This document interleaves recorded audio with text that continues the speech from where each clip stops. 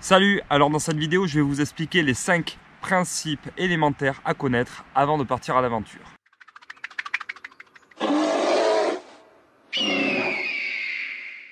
Alors que ce soit pour une balade, un trek, une expédition, peu importe, bien sûr, en amont, il va y avoir une préparation. Cette préparation, c'est ce qu'on peut considérer comme une adaptation.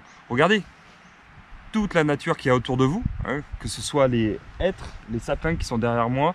Là, j'ai un petit nid de fourmis rousses des bois aussi. Voilà, ben, toute cette faune, toute cette flore, elle ne survivrait pas ici si elle n'avait pas une adaptation précise, spécifique à ce milieu. La montagne, vous le savez, hein, c'est un milieu qui est difficile de par son relief, de par ses variations de température, son climat. Alors, le principe même de l'adaptation, il faut le voir comme les 5 doigts de la main. Donc avec 5 doigts, vous avez une certaine force pour soulever un caillou, un morceau de bois, n'importe quoi. Si vous manque un doigt, vous allez déjà ressentir une petite difficulté.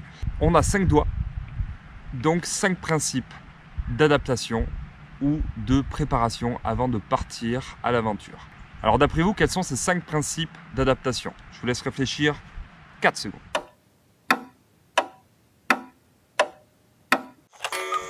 Alors tout d'abord, on a la préparation mentale. Dans la préparation mentale, on entend les connaissances, l'intelligence émotionnelle, c'est-à-dire sa capacité à réagir face à un événement, à une situation d'urgence. Ça peut être aussi sa force mentale, sa détermination, sa vitalité, sa force de vie. Ensuite, bien entendu, préparation physique. Adapter son physique en fonction de la course qu'on va faire. Quelqu'un qui n'a jamais fait de rando, ça serait un petit peu idiot de se lancer sur une course de 1000-1500 mètres de dénivelé.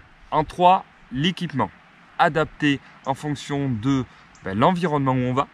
On n'a pas la même chose si on va en montagne et si on va au bord de la mer, ou dans un désert, ou dans un milieu tropical. Et on n'a pas le même matériel non plus si on fait une balade d'1 heure ou 2 heures dans la forêt, ou si on fait une journée ou 2-3 jours en montagne. Un équipement adapté et spécifique limite les risques potentiels d'accidents et de situations d'urgence ou de survie. En 4e point, on va avoir la logistique. Logistique, c'est la prise de météo en fonction du lieu où on va et l'itinéraire.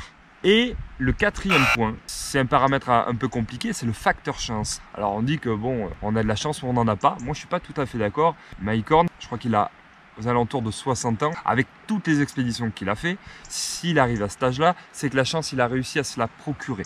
Je pense que ça passe par la connaissance, l'expérience. Donc je récapitule les 5 principes de préparation ou d'adaptation: le mental, le physique, l'équipement, la logistique et le facteur chance.